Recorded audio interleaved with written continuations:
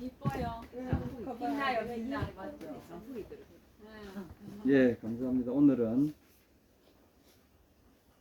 마태복음 25장 같이 읽겠습니다.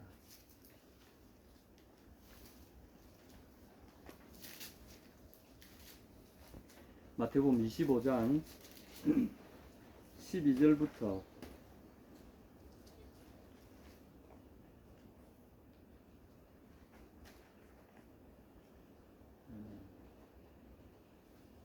15절까지 읽겠습니다. 마태복음 25장 12절부터 15절까지입니다. 본문이 너무 길기 때문에 앞에 절만 같이 읽도록 하겠습니다. 준비되셨습니까? 네. 예, 읽겠습니다. 시작. 그런즉 깨어있으라. 너희는 그날과 그 시를 알지 못하느니라. 12장? 25장 12장 12절 13절. 제가 거꾸로 말씀드렸네요. 12장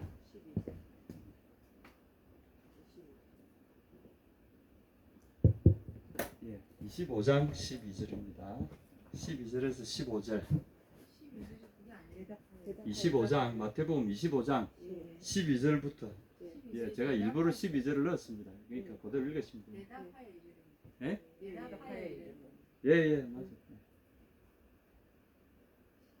여러분들이 좀 이상하게 여기실지 몰라도 제가 12절을 일부러 넣었습니다.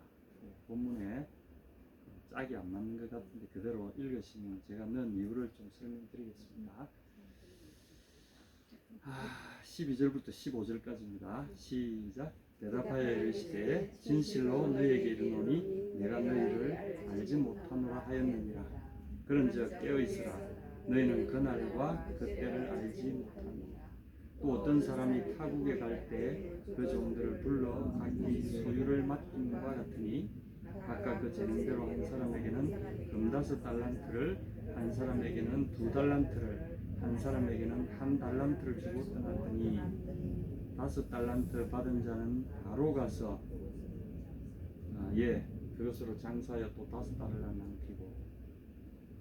이게 사실은 30절까지 계속됩니다.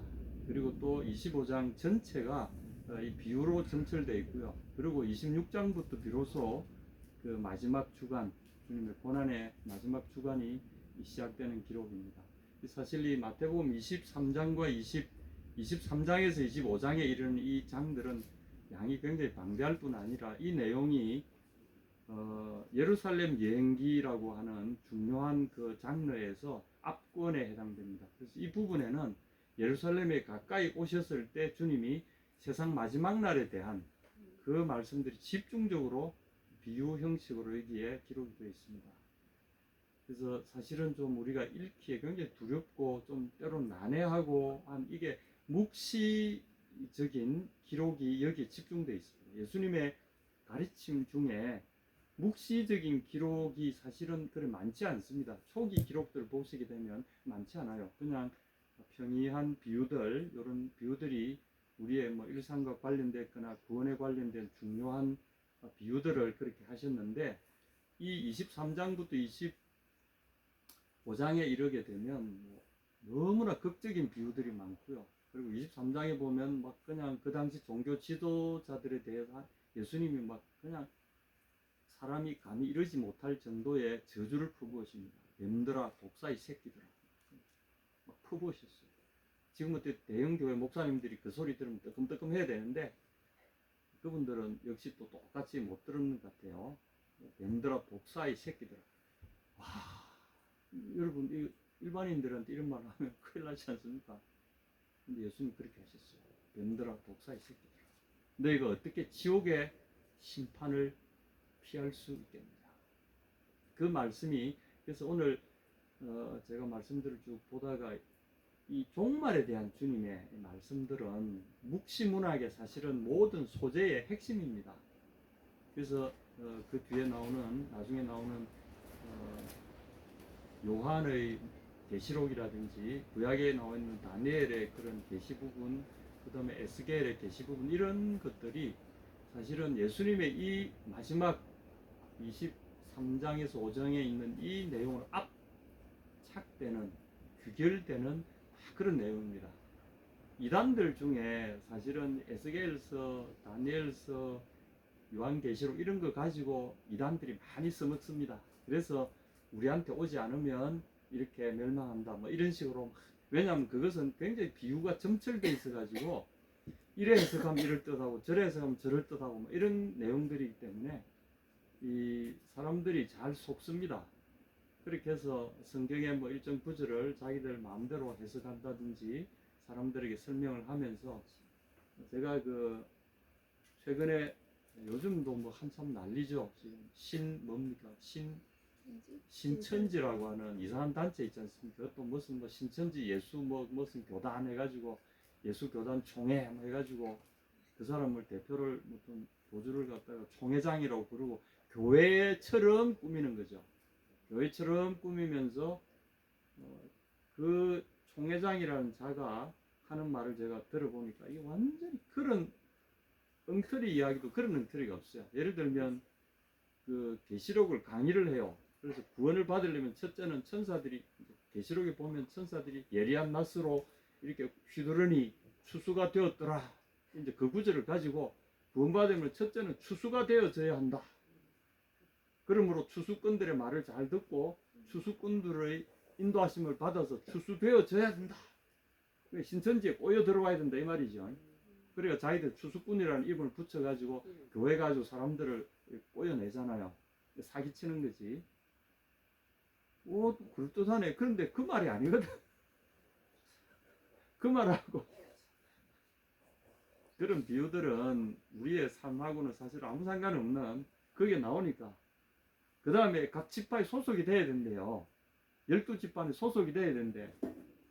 그래가 내가 보니까 뭐 구원받은 각 지파마다 뭐 12,000명씩 뭐 쫙 해가지고 뭐 12만 명씩 뭐 어쩌고 저쩌고 하는데 지파별로 또 쫙 소속을 이야기하잖아요.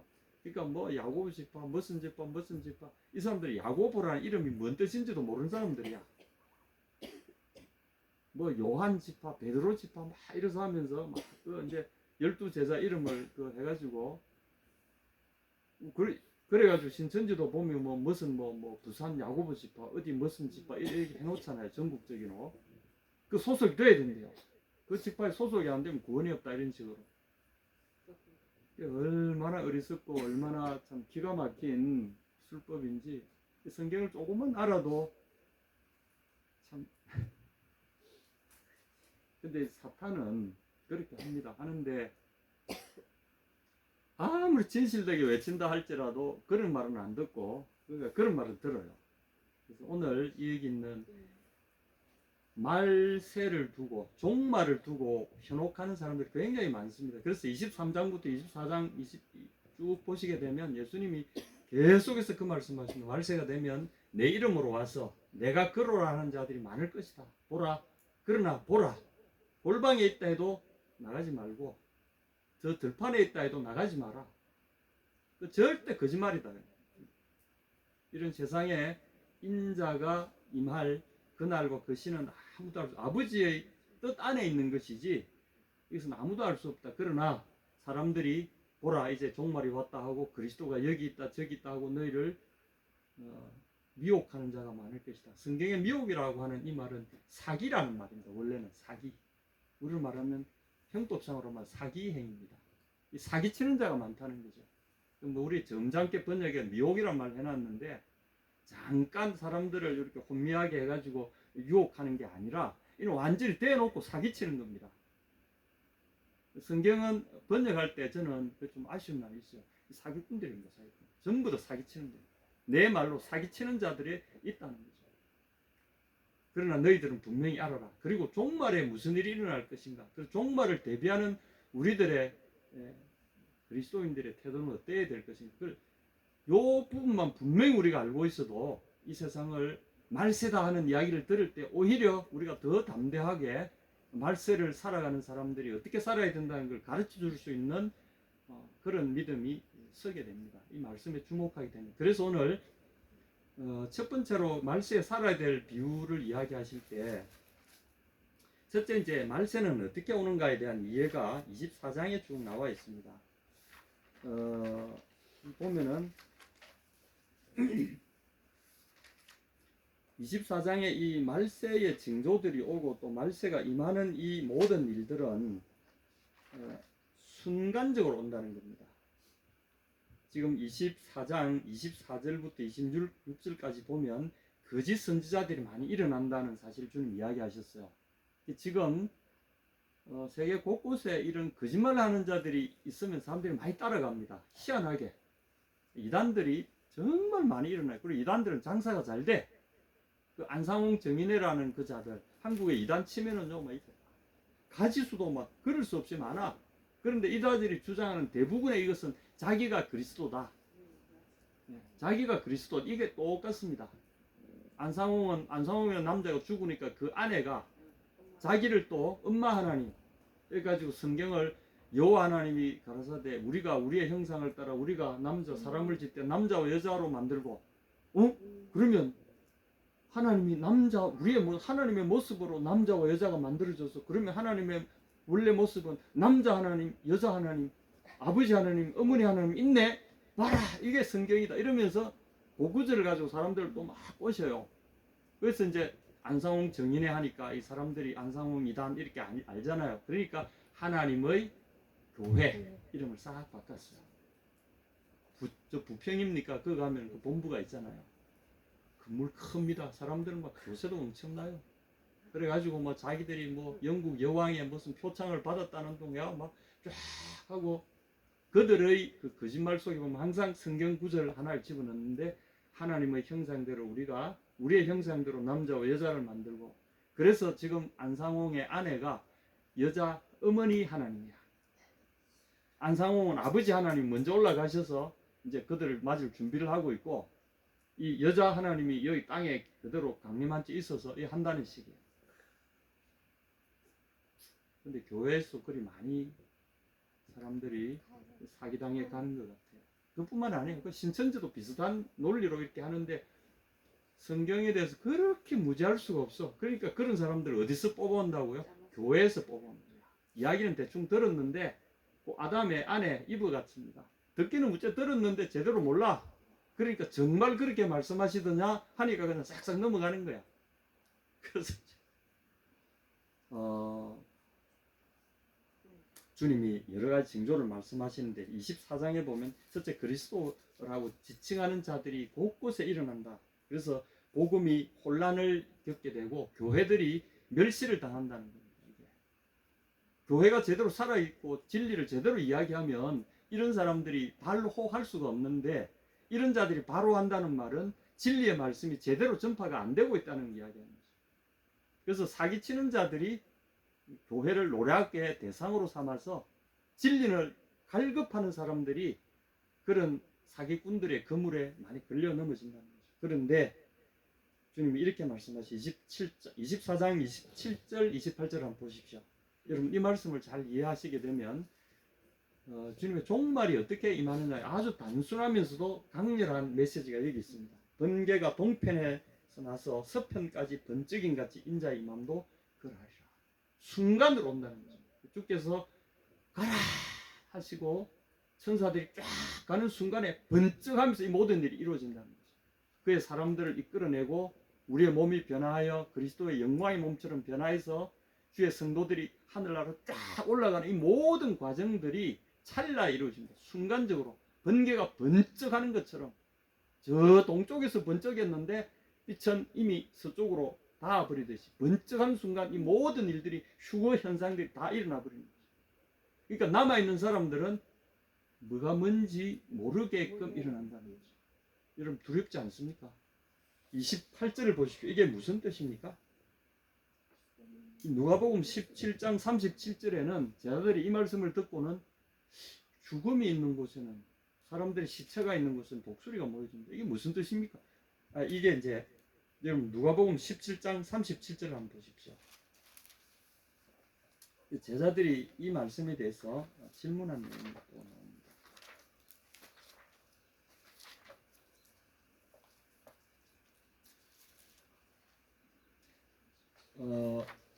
여기는 이제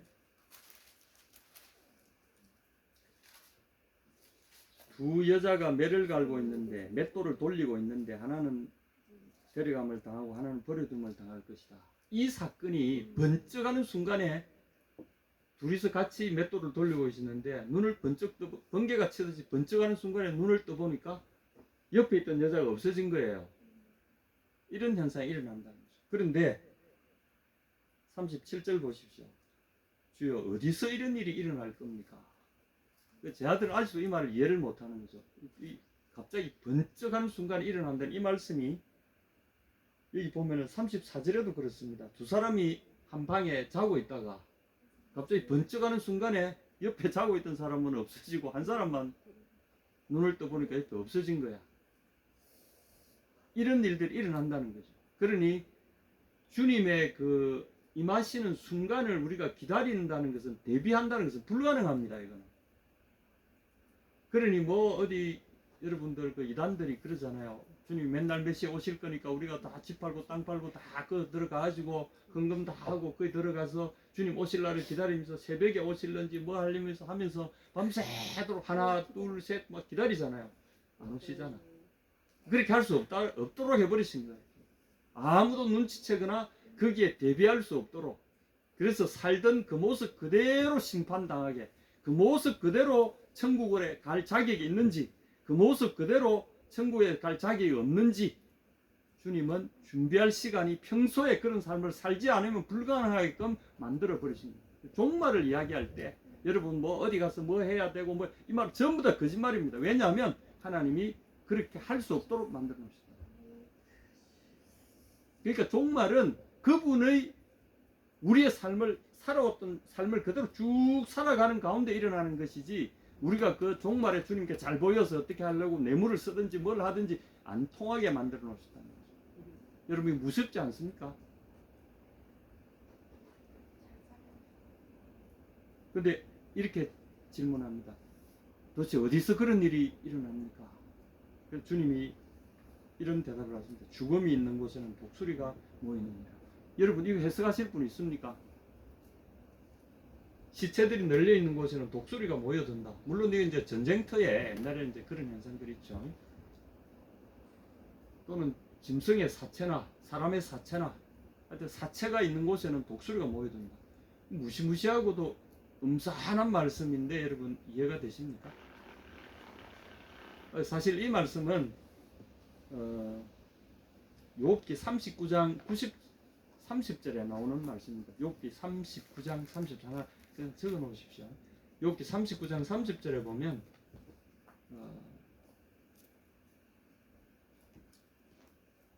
먹이들, 죽은 먹이가 있는 곳에는 독수리가 모여든다. 똑같은 말씀입니다. 주님은 그 말씀을 그냥 인용하셔서 여기에 툭 던져 넣으십니다. 이 말이 의미하는 바는 또 뭐 여러 가지 해석을 막 해놨던데 이거는 문맥을 보면은 우리가 이해를 해야 됩니다. 독수리라고 하는 이 존재는 욥기 39장 29절부터 나오는 27절, 29절, 30절 이 말씀들 쭉 읽어보게 되면 우리가 좀 이해하는 것이, 독수리는 멀리 높이 날아서 공중에서 지상에 있는 먹이들을 다 관찰합니다.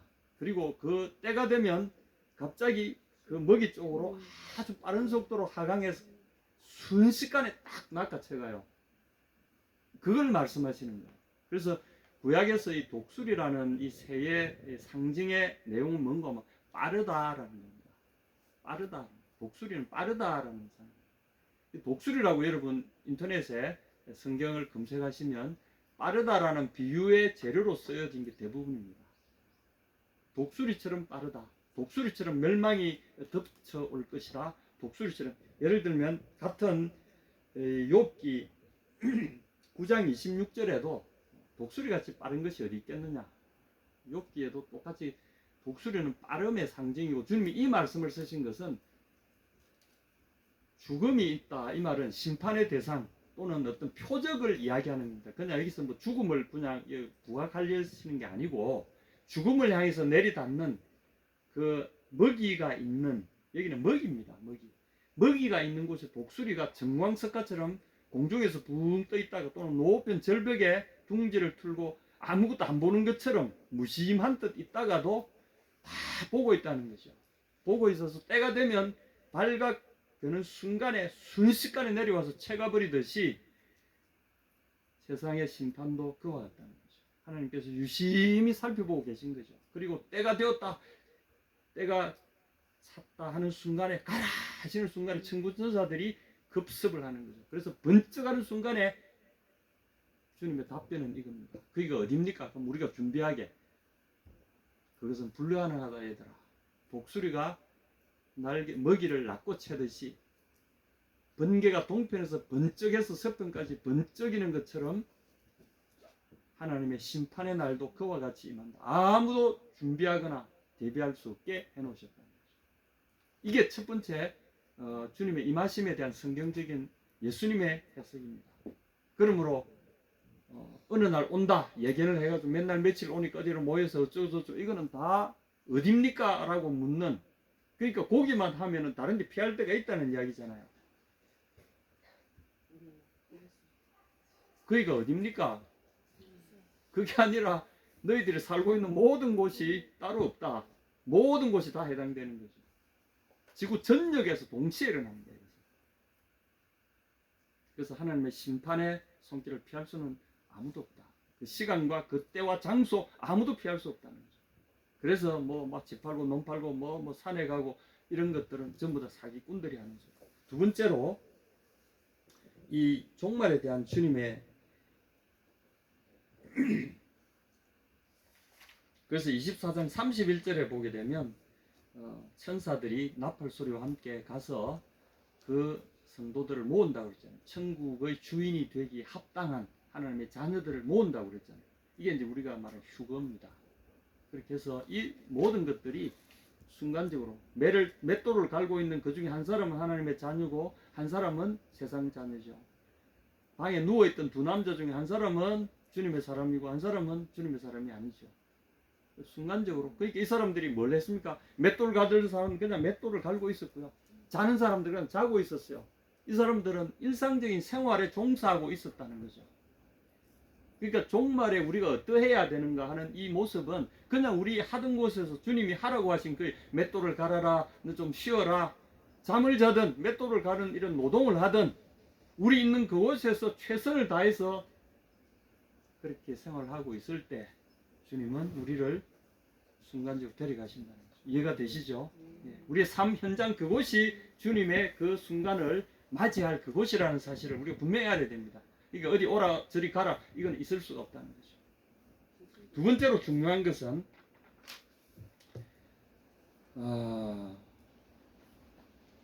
물론 우리가 지난 시간에 그걸 했습니다. 천지는 없어지겠으나 내 말은 없어지지 아니하리라. 그러나 그날과 그때는 아무도 모른다. 아버지만 아신다. 아들도 모른다.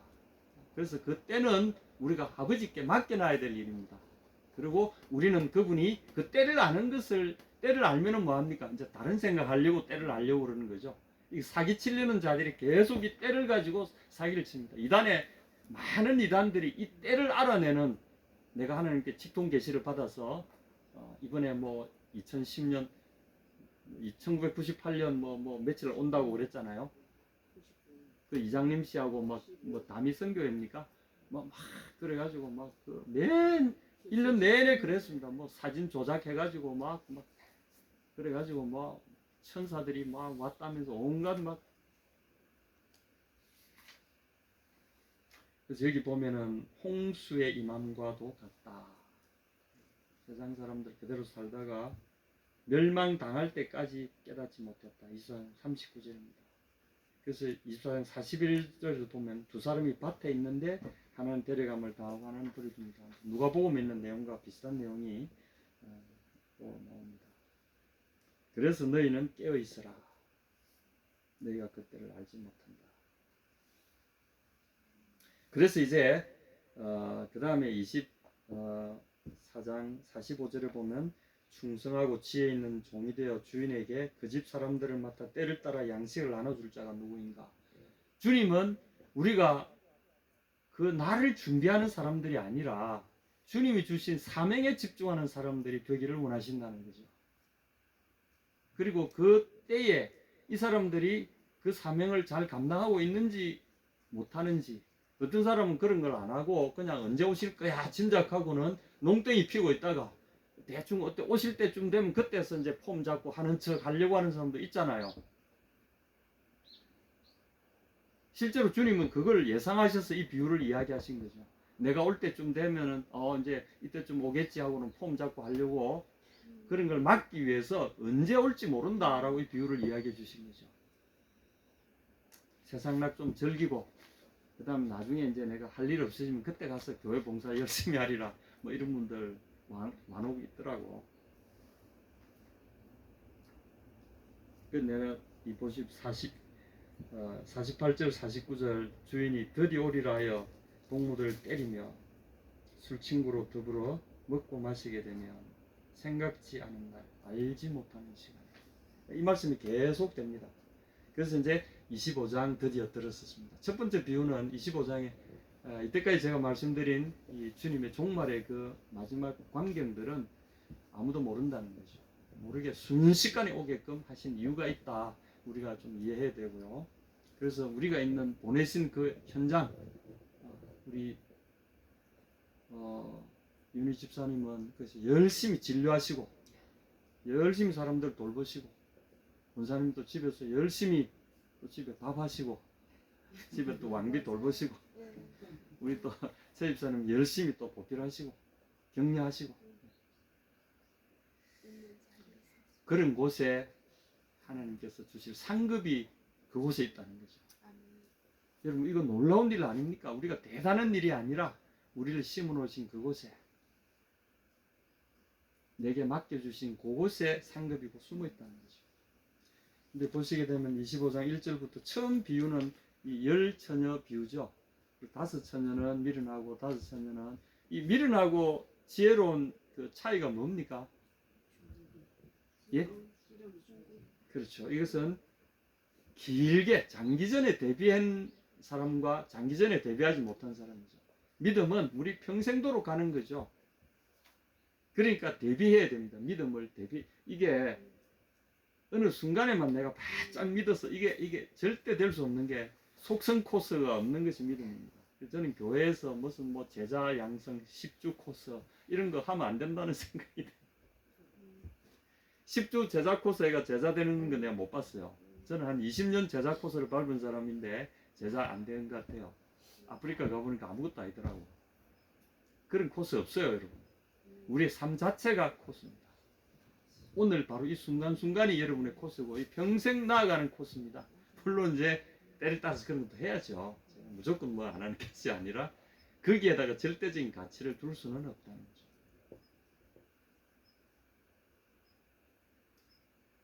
그 유명한 이야기가 있습니다. 제자 코스를 했어요. 그러니까 제자 코스 다 마치고 나서 이제 종의 도 그런 걸 다 배우잖아요. 그러니까 이제 내가 이제 종이 되었나 하고 그 인도하시는 분한테 거기 있는 학생이 물었어요.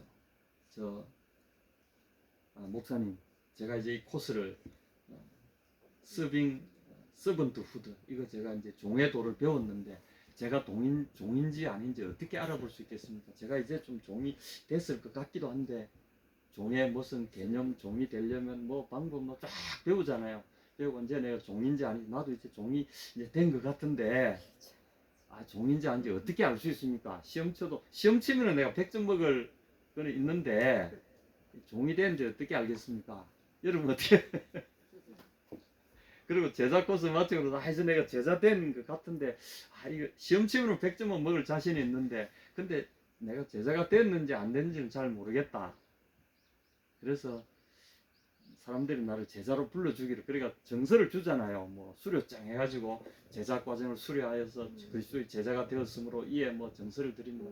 그럼 이제 탁 붙여놓고 나 제자야, 나 종이야 이러고 이제 딱 그걸 하려고 하는데 그분이 이렇게 대답을 했어요. 만약 주변에 누군가 당신에게 종 취급을 할 때 당신이 화가 안 나면 당신은 종이 된 겁니다. 다른 건 난 모르겠고 당신이 주위 사람들이 당신을 종 취급할 때 화가 안 나면 아마 종이 되지 않았을까요? 이렇게 이야기합니다. 그래서 여러분도 그리고 예수님의 제자도 똑같습니다. 예수님이 하시는 것처럼 그렇게 우리가 그분이 가지셨던 그 마음대로 하나님을 섬겨가는 모습을 닮아 있는지는 행동으로서 나의 믿음을 보이리라. 행동으로서 나의 어떠함을 보이리라. 그걸 하지 않으면, 그래서 이건 평생 코스입니다. 그래서 이 여성들은 미련함과 어리석음의 차이는 뭐냐면, 길게 내다보지 못한 사람, 이 사람들은 결국은 뽀롱이 난다는 거죠. 그래서 믿음도 마찬가지입니다. 내 삶을 주님께 완전히 드리고 길게 봐야 됩니다. 일생토록 돌아서지 않으리라. 일생토록 내 삶을 그냥 던져버리고 더 이상 나는 피할 길을 만들지 않겠다. 다른 다리를 만들지 않겠다고 배수의 진을 치고 주님께 던져버린 사람들. 사실은 이 열처녀의 비유는 그겁니다. 대충 하고 있으면 오시겠지 하고는 그냥 대충 들고 이런 사람들이죠. 그러니까 잔에 등잔의 기름은 사실 시간의 문제잖아요. 그 기름은 시간의 문제입니다. 시간 따라서 줄어들잖아요. 마찬가지로 그것이 우리 일생의 시간이라는 것이 선에 우리가 일생이 쭉 걸려 있잖아요. 일생을 다 드려야 됩니다. 길게 봐야 됩니다. 이게 지혜로운 첫 번째, 주님을 기다리는 첫 번째, 내 평생 다 하도록 내 눈을 감는 그 순간까지 나는 주님께 다 맡기고 데려가시든 아니면 그대로 두시든 나는 주님께 모든 걸 일임하고 끝까지 가겠습니다. 이제 그런 마음으로 오시는 분들, 이 사람들이 슬기로운, 그리고 이건 나눌 수도 없어요. 자기가 말하는 자기의 그 시간은 다른 사람에게 줄 수가 없어요. 여기 등잔에 있는 기름을 나눠달라 이 말은 다른 사람의 시간을 달라고 요청하는 거랑 똑같습니다. 이것은 나에게 할당된 이 시간이 남에게 그렇지 않습니까? 나눠줄 수가 없는 거죠. 목숨은 다른 사람에 나눠줄 수가 없어요. 내게 할당된 내 인생의 시간은 남에게 나눠줄 수가 없어요. 미련한 다섯 처녀는 이것을 나누어 빌릴 수 있을 거라고 착각했는지 모르겠어요. 그런데 그들은 거절당했잖아요. 할 수 없는 겁니다. 근데 그 다음에 보면, 그래서 이제 이 비유를 하신 다음에 오늘 본문처럼 내가 진실로 너희에게 이르노니 내가 너희를 알지 못한다. 이 사람들, 그 다섯 처녀, 다른 사람의 시간을 빌리거나 사올 수 있으리라고 착각한 사람들을 향해서 주님이 나는 너희를 알지 못한다. 그러면 자기들도 요즘까지는 내가 했잖아요. 그래도 절반은 했잖아요. 절반이라도 좀 봐주세요. 그거 없다. 여러분, 이 비유가 의미하는 바를 좀 이해하시겠습니까? 절반은 없어. 신앙에 있어서 절반은 없습니다. 요까지는 내가 잘 믿었는데 그건 없습니다. 그래서 나는 너희를 알지 못한다 할 때 야박하다고 생각하지 마십시오. 하나님의 이 천국은 너무나 귀한 거기 때문에 우리의 생명을 전적으로 우리의 모든 것을 드리지 않으면 천국에 들어갈 자격이 전혀 없습니다. 설령 우리가 다 바친다 한들 천국에 들어갈 자격이 원래 없어요. 왜냐하면 예수님도 우리를 향해서 모든 걸 바치셨듯이 우리도 그분을 향해 모든 것을 바쳐 주님과 함께 하지 않으면 하늘에 예수님께 합당하지 않다 그러셨어요. 그분이 우리에게 사랑을 요구하시는 이유는 당신의 사랑이, 우리를 향한 사랑이 그러하기 때문에 내가 너희를 위하여 내 모든 것을 바친 것처럼 너희들도 나를 향하여 내 사랑처럼 너희도 나를 향하여 그런 사랑을 가져라, 그거죠. 그게 사랑의 법칙입니다. 그리고 그것은 누구에게도 다른 사람의 걸 사오거나 빌리거나 할 수가 없어요. 그런즉 깨어있으라. 너희는 그날도 그 시도 알지 못한다. 그리고 이제 25장 14절부터 달란트 비유가 등장하게 됩니다. 이 달란트 비유는 뭐 너무나 잘 아니까 여러분 한 사람에게 5달란트, 2달란트, 1달란트 줬죠. 그래서 2달란트, 5달란트 이 사람들 적시로 가가지고 장사를 해가지고 또 그만큼 남겼잖아요. 근데 한 사람은 아예 주인의 의도를 간파하고 어떻게 했다고요? 아, 내가 쓸데없는 수고 안 하겠다. 이거 가지고 뭐 하겠냐. 그리고 원래 이 한 금 달란트는요, 이 돈으로 환산하면 일개 군단, 로마 군단의 이 하루치 이 임금입니다. 6,000 드라크마. 한 드라크마는 은전인데 그리스 은전이죠. 드라크마. 데나리온이 로마 아마 은전인가 그래요. 6천 데나리온에 해당되는 그대 어마어마한 가치를 가진 것이 한 이 금달란트입니다.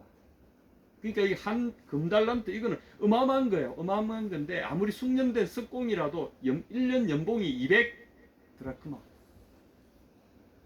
그럼 이 사람이 1년이 아니라 3년을 한 2년 반을 꼭 안 묻고 안 쓰고 꼭박 모아야 600 드라크마밖에 못 받잖아요. 1년에 200 드라크마니까. 그러니까 막 평생을 모아도 다 모으기 어려운 돈이 사실은 6천 이 드라크마 한 금달란트입니다. 근데 이 사람은 이 가치를 어떻게 봤다고요?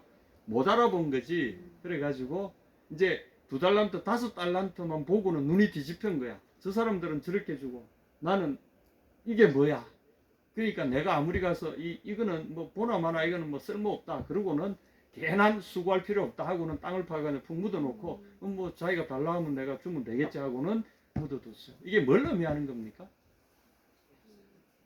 자기의 삶에 대한 자기 자신의 가치에 대한 평가를 어떻게 내리느냐에 따라서 인생이 달라진다는 겁니다. 여러분 이거 굉장히 중요합니다. 이게 왜 주님이 종말을 맞이하는 종말을 대하는 종말을 살아가는 사람들에 대한 태도로 주님이 이 비유를 보여주셨을까요? 이 비유는 굉장히 심오합니다. 그냥 뭐 우리 주일학교 달란트 설교하듯이 뭐 열심히 하면은 뭐 장사해가지고 2달란트, 4달란트, 5달란트 이 이야기 하려고 하시는 게 아니에요. 핵심은 마지막에 있는 1달란트 가진 사람의 태도를 경계하는데도 굉장한 의미가 있다는 거죠. 왜냐하면 제 개인의 이야기를 잠깐 하자면 그렇습니다. 저처럼 보면은 굉장히 이 자존감이 사실 높아야 되는데 낮아요. 왜 그런가 하면 초등학교 때까지는 자존감이 좀 높았습니다. 조금만 공부하면 내가 다른 애보다도 비교 위에 서니까. 근데 이제 눈을 조금 뜨기 시작하면서 중학교, 고등학교 가니까 와, 쟤들은 저거 부모가 잘나가지고 이제 막 이런 생각이 들기 시작하는 거예요. 우리 집은 이것도 없고 저것도 없고. 그러고 보니까 조금 더 넓은 세계로 가보니까 저를 능가하는 기라성 같은 사람들이 초등학교 때 그 조그만 교실 안에서만 보다가 이제 사회로 나와가지고 점점 넓은 세상을 보게 되니까 저를 능가하는 사람들이 막 어마어마하게 많아요. 심지어는 자라고 나서 보니까 공부도 못하던 것들이 뭐 내보다 훨씬 뭐 잘 살고 막 이제 막 이런 현상들이 벌어지는 거죠. 가만 보니까 나는 아무것도 아니었네. 이제 이런 생각이 스멀스멀 올라오면서 나도 저들처럼 돈을 좀 모아야 되겠다. 저들처럼 권세를 좀 잡아야 되겠다. 고등학교 때 막 땡땡이 치는 녀석이 공부도 못하고 꼴찌는 맞다 놓고 하던 녀석이 어디 뭐 대학의 교수가 돼가 음대 교수가 돼가 유명한 뭐 그런 애도 있고 또 뭐 어디 구청장 하는 애도 있고 뭐 부산시 부시장 하는 애도 있고 막 그렇더라고요. 와 처음 보니까 내보다 공부 못했을 것 같은데 이런 식으로. 근데 저를 깨우쳤던 말씀도 이 말씀입니다. 각 사람에게 맞게 어떤 사람은 1달란트, 2달란트, 5달란트 주시는데 첫째는 이 달란트 자체가 어마어마한 가치를 1달란트만 해도 어마어마한 가치가 있다는 거죠. 모두에게 각 사람이 감당할 만한 능력에 맞게 어마어마한 가치를 주셨다는 거죠. 그걸 이 사람은 간과하고 있었던 거예요. 비교만 해가지고 비교 열등감을 갖게 돼버린 거죠. 그러다 보니 자기에게 주어진 이 가치에 대해서 자기가 주신 이 삶, 자기의 재능, 숨어있는 그 재능, 이게 이 사람 눈에는 안 보이는 거예요. 이게 제가 외국에 살다 이렇게 와서 보니까 대한민국 국민이 된 것만 해도 이거는 막 자부심을 가져야 될 충분한 근거가 되는 대한민국 국적을 가졌다는 것만 해도 그렇습니다. 대한민국 국적 따려고 여러분 얼마나 많은 사람들이 아둥바둥하는지 아십니까? 전 세계 사람들 중에서 대한민국 여권 가지는 것이 대한민국 여권 가치가 거의 1위, 2위래요. 어마어마합니다. 대한민국 국민이 되는 이 하나만 해도, 내가 여기 태어났다는 하나만 해도 이 중요한 자기 자신의 가치에 못 알아본다는 거죠. 그래서 여기에 주인은 우리를 땅에 보낸 하나님이고요. 여기에 있는 이 종들은 우리 자신일 수 있습니다. 그래서 하나님이 나에게 주신 이 환경 속에 심어 놓으신 나의 삶, 이것이 여러분 무가치하게 보이게 되면은 이 세 번째 사람일지 조심해야 됩니다. 내게 주신, 그리고 내 안에 숨어 있는 이 가치, 나의 연약한 육신으로 또는 나의 연약한 어떠함으로 덮여져 숨겨져 있는 또는 나의 환경으로 인해서 숨겨져 있는 이 나의 진정한 가치, 이 보배로움과 존귀함과 영광스러움을 못 알아보는 눈을 가졌다면 여러분 주의하셔야 됩니다. 왜냐하면 이것은 모두가 다 비례적인 가치를 갖고 있어요. 주님이 2달란트 가진 사람은 나가서 장사를 할 때 이 사람은 어느 정도 장사할 능력이 있다, 이걸 운용할 능력이 있다라는 걸 평가하셨을 때 이 사람은 2달란트는 감당할 수 있겠다고 주신 거예요. 그러니까 5달란트 가진 사람은 어떻게 했습니까? 5달란트 했잖아요. 2달란트 가진 2달란트 했잖아요. 그러면 이 가치는 어떻게 됩니까? 그들에게 똑같이 주어졌다는 거죠. 이 사람이 저 사람보다 낫고 이 사람이 저 사람이 열등한 것이 아니라 이 사람들은 똑같은 입지에 있다는 거죠.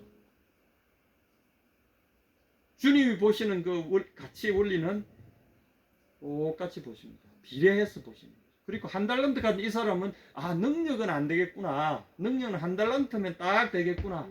그런데 생각해 보십시오. 1달란트 가진 사람이 조금만 더 하면은 2달란트 되잖아요. 그럼 2달란트 조금만 더 하면은 4달란트 되잖아요. 4달란트 조금 더 하면은 그때는 8달란트 되잖아요. 그러면 5달란트 가진 사람 전혀 안 부러워. 2달란트 가진 사람 전혀 안 부러워. 시작만 했더라도, 해보기만 했더라도 이 사람은 이렇게 안 했을 거예요. 해보지도 않고 불평하기 시작하면서 자기의 가치를 몰라봤을 때, 그래서 여러분 말세를 살아가는 사람들이 왜 이 말씀을 주셨을까요? 주님이 우리를 보내신 그곳에 여러분 답이 숨어져 있어요. 달란트들이 숨어져 있고요, 놀라운 일들이 숨겨져 있습니다. 저는 이 산골에서 이 달란트들을 지금 발견하고 있잖아요. 제 속에 이장하리라는 이장하는 달란트가 있는 줄 누가 알았겠습니까? 한 표처럼 이장돼 가지고 아이고 내가 이거 그러고 뭐 사람들이 어떻게 보느냐 그거 가지고 만약에 제가 아이고 시끄럽다 그만하란다 이랬으면 어디나 마찬가지입니다. 어디나 마찬가지. 저를 하나님 산골로 보내실 때 또는 나의 직장을 다 잃어버리게 하시고 내가 가졌던 사회적인 지위를 다 잃어버리게 하셨을 때 인생 그냥 저주하고 포기하고 그냥 아이고 될 대로 되라 하고 만약에 내 삶을 포기했더라면 세 번째 사람이 되는 거죠. 근데 하나님이 보내신 곳에서 훈련받을 게 하실 훈련받고 모시게 밟힐 때는 밟히고 연단되어질 때 연단되어지고 그러고 나서 한국에 오라 하실 때 오라 하셔서 보내시는 곳에 갈 바도 알지 못했지만 하나님께서 행하십니다. 여러분 똑같습니다. 하나님의 사람들은 하나님 보내신 그곳에 놀라운 달란트들이 거기에 숨겨져 있고요. 그보다 먼저 자기 자신 속에 숨겨져 있다는 사실을 기억하셔야 됩니다. 그럼 구체적으로 이 달란트가 뭘까? 그 다음 비유에서 우리에게 암시해 줍니다.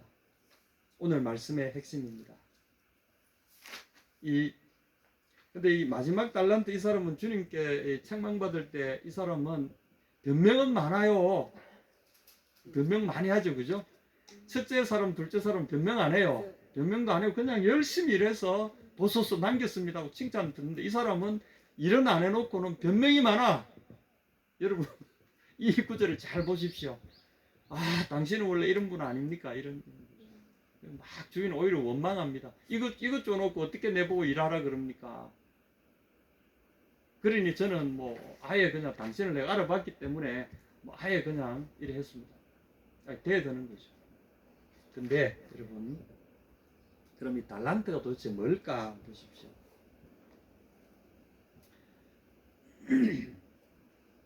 31절부터 보시면 이제 염소와 양의 비유가 또 나옵니다. 염소와 양의 비유. 이게 달란트하고 사실은 한 비유의 짝입니다. 두 개를 이렇게 겹쳐놔 봐야 달란트의 의미가 발견되고요. 양과 염소의 의미가 이렇게 겹치게 됩니다. 그럼 여러분 대충 눈치채셨겠죠, 그죠? 이 양과 염소 비유의 핵심은 뭡니까? 여기 있는 지극히 약한 작은 나의 양에게, 나의 사람에게 한 것이 곧 나에게 대한 것이다. 그러면 열심히 주님이 장사라고 하신 건 뭘까요? 자기 집을 맡기시면서 나의 교회를 돌보고 나의 사람들을 돌보고 내가 보낸 곳에서 내가 특별히 구원하기를 원하는 사람들을 도와라. 그게 달란트입니다. 달란트로 장사하라고 하신 것은 바로 이 사람들을 도와서 하나님의 백성들을 키우고 보호하고 또 아직 주님이 구원이 필요한 사람들을 구원으로 이끌어내는 그 일. 니느웨에 파견된 요나가 어떻게 했습니까? 이 이방인들 죽든 살든 저하고 무슨 상관입니까? 이렇게 했을 때 주님은 네가 보기에는 그렇게밖에 안 보이냐? 나에게는 얼마나 귀한 존재인 네가 아느냐? 네가 심지 않은 밭도 이렇게 아껴 놓았는데 나의 만든 이 귀한 영혼들이 내게 얼마나 귀하냐? 요나를 보내실 때 요나는 내일도 아닌데 뭐 합니까? 이 사람이 한 달란트 가진 사람의 태도를 그대로 보인 거죠. 근데 주님은 이제 우리에게 말씀하십니다. 결산하시는 거죠. 불러다 놓고 2달란트 가진 5달란트 가진 이 사람들이 한 일이 뭘까요? 찾아다니면서 주님의 일을 한 것이요. 그래서 주님의 이름으로 그들을 위로하고 그들을 먹이고 옥에 있을 때 가서 돌아보고 병든 사람 가서 부둥켜 치료해주고 약한 사람들, 가난한 사람들 돌아보고 방황하는 사람들 주님의 이름으로 그들을 주님의 따뜻한 품 안으로 이끌어준 사람들이죠. 그게 이제 우리 말하는 의의 열매죠. 사람들을 건져내주고 하나님 나라의 백성들 궤도로 이끌어내는 하나님의 군사들이 하는 일들입니다. 달란트는 바로 우리에게 그것을 하게 하는 원동력인 거죠. 그 은혜고 하나님 우리에게 주신 깨달음이고 우리에게 주신 성숙함이고 우리에게 주신 재산과 건강이고 시간들이 다 그 달란트에 해당되는 거죠. 그 총동원해서 뭐 한다고요? 내 이름으로 여기 있는 자들을 돌보는 일을 하는 겁니다. 그래서 주인이 올 때 그렇게 하는 자들을 보면 그가 복이 있다. 정작 2달란트, 5달란트 이 사람들은 아니 제가 언제 그렇게까지 대단한 일을 했습니까? 아니다. 너희들이야말로 나의 이름으로 나의 짐을 대신 진 자들이고 나의 마음을 진정으로 기쁘게 한 자들이다. 그래서 나에게 직접 해준 것 같지 않을지라도 이 작은 자들에게 하나 한 것이 곧 나에 대한 것이다. 그러므로 내가 보상하는 것이 어찌 합당하지 아니하냐. 그럼 여러분 간 곳에서 이 마지막 날을 사는 우리가 해야 될 일은 뭐냐면 이 산으로 저 산으로 여기 있다 저기 있다 쫓아다닐 것이 아니라 주님이 보내신 그곳에서 사람들을 주님께로 이끄는 거죠. 그걸 위해 섬기고 그걸 위해서 여러분의 가진 재물들과 시간들과 은사들을 허비해 가면서 거기에서 열매들을 얻어내는 것, 그것이 우리 주님이 우리에게 살아가도록 하시는 마지막 그겁니다. 여러분 이것이 말세에 대한 주님의 메시지입니다. 이 여러 비유들을 겹쳐가면서 하신 것을 하나로 딱 모아보면 이런 이야기로 겹치는 거죠. 그래서 주님은 마지막 날에 염소와 양들을 좌우로 딱 갈라놓으시는 거죠. 교회 안에서도 똑같습니다. 세상 안에 똑같은 일이 벌어집니다. 쫙 갈라놓으십니다. 그리고 주님은 그들에게 왜 너는 여기 서게 되는지, 왜 너는 여기에 서게 되는지 설명을 분명히 하십니다. 그리고 그들이 우리가 언제 주님 이렇게 주님한테 이렇게 섭섭하게 하던 적이 어디 있었어요? 이렇게 항변할 수 있어요. 그리고 1달란트 어떤 사람 당신 이 가지고 해보라고 내가 할 수도 없는 것 줘놓고 뭐 하라고 항변을 많이 합니다. 그때 주님은 또박또박 판결문을 읽으시면서 분명히 그들에게 설명하십니다. 이것이 말세에 일어날 일들입니다. 여러분 어쩌면은 이 말씀 들으니까 이제 말세에 대한 개념이 분명히 있으십니까? 우리가 해야 될 일이 분명해지지 않겠습니까? 그러므로 여러분 기뻐하십시오. 주님의 의의 군사로 부르심을 받았던 우리에게 첫째는 분명한 달란트가 우리에게 주어져 있다는 사실, 그것만으로도 여러분 기뻐해야 됩니다. 그리고 큰일 할 것을 주님이 무조건 큰일이 아니라 내가 할 수 있는 일을 하기를 원하신다는 사실. 1달란트는 어떻게 1달란트 일을 하면 됩니다. 그러므로 내가 할 수 있는 일에 집중할 때 나에게 주신 은사, 나에게 주신 재능, 나에게 주신 시간 가지고 내가 할 수 있는 일을 하는 것, 그것이 뭐라고요? 주님께 상급받는 중요한 일입니다. 그래서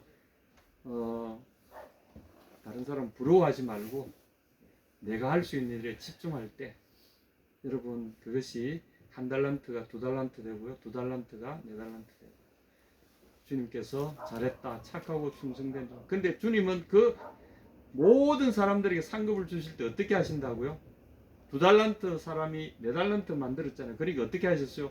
내 고을을 다스리는 권세를 주겠다. 근데 고을을 다스리는 권세는요, 1달란트, 2달란트 일이 아닙니다. 이건 어마어마한 일이에요. 5달란트로 10달란트 만드는 사람들에게는 10고을 다스리는 권세를 주셨어요. 이것은요, 차원이 다른 보상입니다. 그런데 놀랍게도 우리에게 주신 은사만큼 주님은 우리를 똑같이 대접하십니다. 나중에 뭐 머나 비유도 똑같은 머나 누가 보면 머나 비유가 있는데 이 머나 비유도 핵심이 뭐냐면 상급은 주는 그는 다 다른데 나중에 받은 상급의 양은 똑같게 상급을 받습니다. 이 뭔지 아시겠죠? 그러니까 여러분 5달란트, 2달란트 차별 있는 게 아니에요. 똑같은 겁니다. 그래서 상급도 똑같아요. 나중에 어마어마한 상급이. 그래서 우리에게 작다고 여러분 낙심할 필요가 전혀 없습니다. 말세를 살아가는 우리에게 우리가 집중해야 될 일은 뭔가 하면 오늘 하나님이 나에게 나를 심어 놓으신 그곳에 집중하십시오. 거기에 주님의 상급이 있고 놀라운 기적들이 거기에 있다는 사실입니다. 여러분에게 주님이 이 은혜가 함께하기를 간절히 축원합니다. 아멘. 우리 찬송 하나 하겠습니다. 오늘 왜 이렇게 늦어? 누구요? 막차 타고